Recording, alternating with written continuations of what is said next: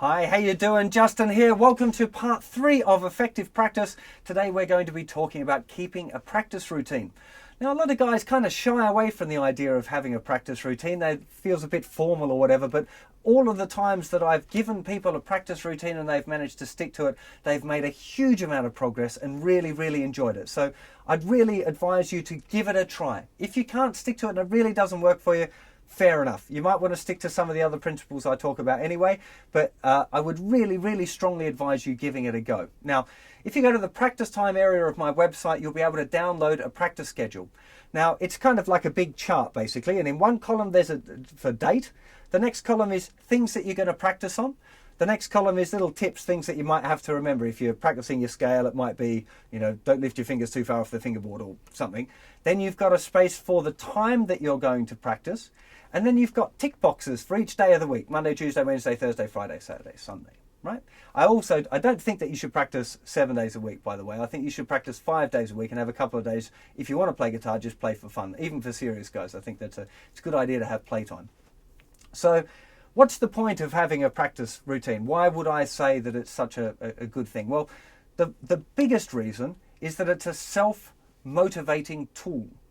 Now, if you've got your list of 5 things that you're practicing, and you should be practicing every day, and each one's for 5 minutes, and you do your practice and you tick off the box, you'll find that you get a great deal of satisfaction of seeing at the end of that practice session that you've done all of the things that you should.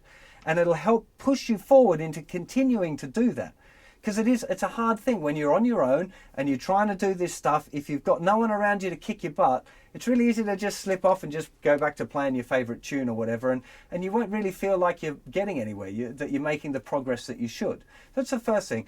As you go through, you might practice for a whole week and you see that you've done all your practice, but you haven't been doing your oral training. So then you have to go, well, I haven't been doing my oral training. Why haven't I been doing that? So you need to reevaluate and go, well, do I know why I've put that on my practice schedule? Oh yeah, because Justin said it was really important. Not good enough. Justin said it was really important. I need to know why it's important. Okay, well, what are the things it's going to give me? It's going to make my ear better for transcribing, but I don't really want to transcribe, so maybe I'm not going to do that anymore. Do you see where I'm getting? You need to be thinking about it. You need to be making decisions about what's on your practice routine. It's really important. It also will help you control your time, and the next little segment is going to be about using a timer. But if you've got 20 things that you need to practice, you need to keep them under control, right? You need to be doing them for a set amount of time. Usually I practice in 5-minute spurts, but we're going to talk about that in the next session. But if each one of those things is for 5 minutes, you need to use a timer, and you start scales, and you go scales, start timer, go, scales, da-da-da, bing, bing, bing, finished, tick off the box. What's the next thing on the list? Right? Really, that's a big part of the deal. Now, it's also important that part of your practice schedule is having fun. Now, I already said that you should have 2 days a week of just kind of enjoying the guitar. But generally, for beginner and intermediate guitar players, I would suggest half practice time, half fun time.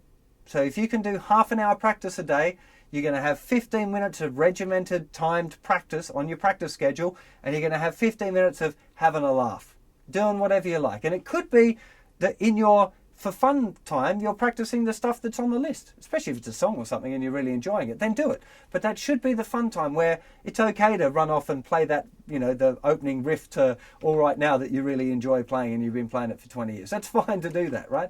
It's really important that you don't let the practice routine suck the love of the guitar out. And that's one of the dangerous things for serious professional guitar players. I know when in my height of my practice, I was doing 8 hours practice a day, 6 days a week.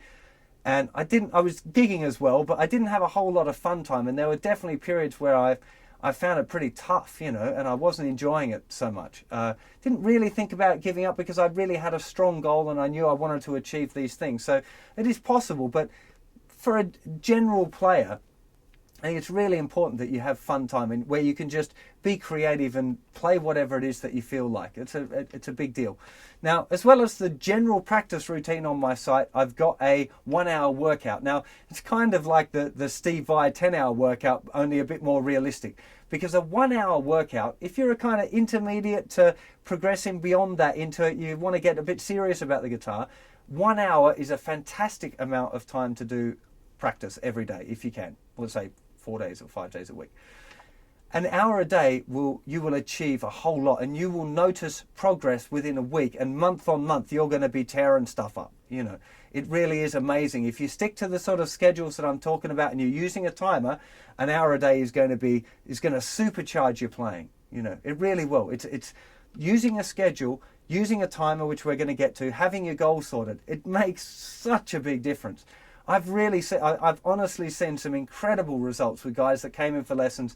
I used to do a bit for record companies where they'd send in some, young kid who they wanted to be a star who wasn't really very good, but they meant it. They were really keen and dedicated. And some of these guys went from not being able to play guitar at all to being really good in 6 months, doing a good practice routine. I'm not talking 8 hours a day, like 1 hour, 2 hours a day practice.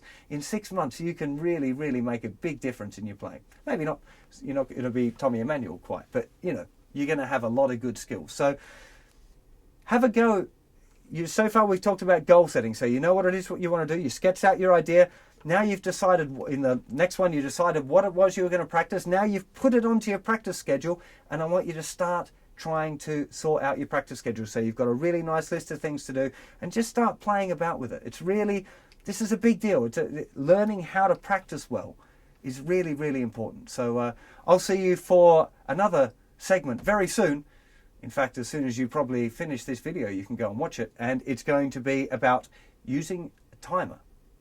See you very soon. Bye-bye.